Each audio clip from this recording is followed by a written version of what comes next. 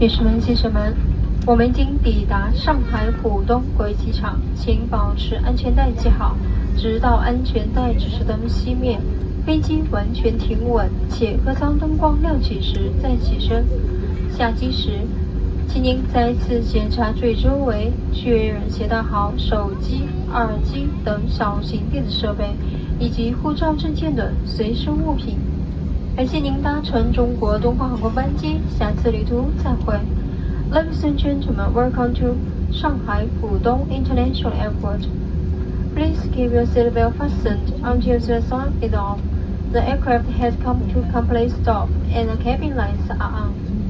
Before leaving the aircraft, please take all your luggage and double-check for small items and travel documents.